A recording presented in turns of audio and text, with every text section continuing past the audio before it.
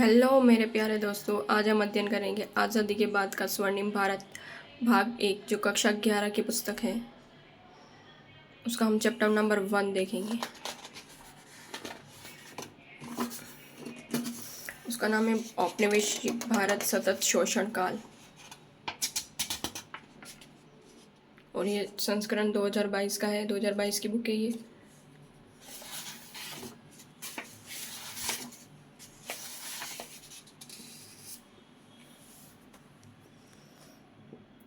प्रथम चैप्टर है अध्याय 1, औपनिवेशिक भारत सतत शोषण का काल।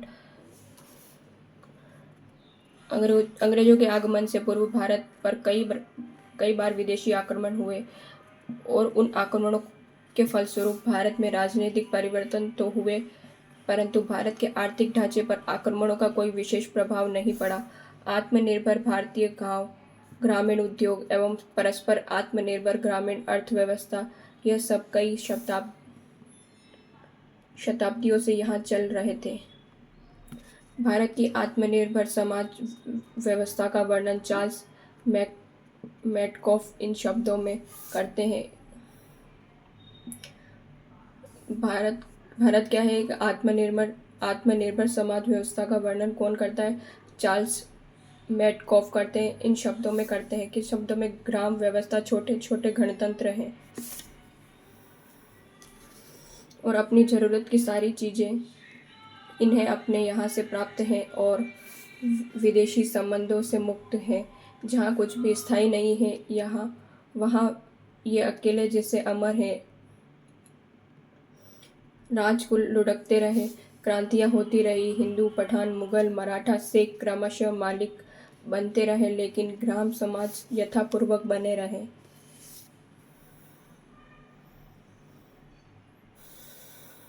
भारत पर अंग्रेजों की विजय इन आक्रमणों से भिन्न थी।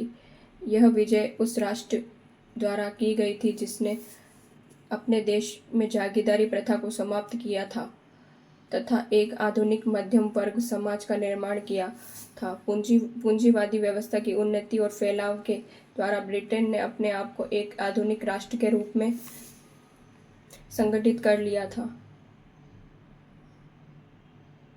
परंतु भारतीय समाज के पुरातन आर्थिक आधार को नष्ट करके उसकी जगह पूंजीवादी व्यवस्था की स्थापना किए बिना ब्रिटेन अपनी पूंजीवादी आर्थिक आवश्यकताओं के लिए औपनिवेशिक भारत का समुचित उपयोग नहीं कर सकता था। भारत पर अंग्रेजों के राजनीतिक प्रभुत्व के विस्तार की दिशा में उठाया गया प्रत्येक कदम पुरानी अर्थव्यवस्था के लिए विघटन और नए उन आर्थिक रूपों के उदय की दिशा में ही अगला कदम थी। ये कभी कदम भारतीयों के लाभ के लिए नहीं, वरन ब्रिटिश लाभ के लिए प्रतिपादित किए गए थे। वस्तुतः 16वीं शताब्दी में भारत धन, वैभव व समृद्धि से संपन्न था। भारत इस समृद्धि से प्रभावित होकर यूरोप के विभिन्न देश भारत के साथ व्यापार करने के लिए उत्सुक थे। सन 1600 ईस्वी में ब्रिटिश महारानी एलिजाबेथ प्रथम ने अंग्रेज व्यापारियों की ईस्ट इंडिया कंपनी को भारत से व्यापार करने के लिए अधिकार पत्र दिया। 1600 ईस्वी में Dutch East India company Bharat आई। सन 1664 ईस्वी में फ्रांस के सम्राट ने भारत में व्यापार करने के लिए फ्रेंच ईस्ट इंडिया कंपनी की स्थापना की। इस प्रकार अब पुर्तगाली, डच, ब्रिटिश और फ्रांसीसी कंपनियां पूर्व देशों और विशेष रूप से भारत पर अपना व्यापार बढ़ाने लगी। कुछ समय तक तो इन व्यापारी कंपनियों का उद्देश्य भारत से व्यापार करना ही रहा, परंतु उन्होंने भारत की राजनीतिक फूट और अस्थिरता का लाभ उठाकर अपना राजनीतिक प्रभाव बढ़ाना प्रारंभ कर दिया।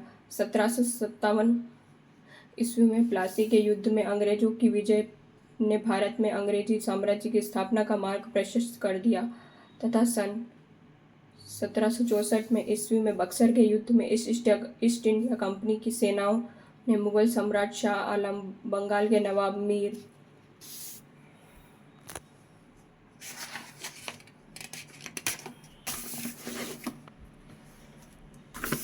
कासिम तथा अवध के नवाब शुजा-उद-दौला की संयुक्त सेनाओं को पराजित कर ईस्ट इंडिया कंपनी की राजनीतिक शक्ति को स्थापित कर दिया। गवर्नर जनरल लॉर्ड डलहौजी के कार्यकाल तक कंपनी की प्रभुसत्ता संपूर्ण भारत में स्थापित हो चुकी थी। अब मुगल बादशाह की सत्ता केवल नाम मात्र ही रह गई थी।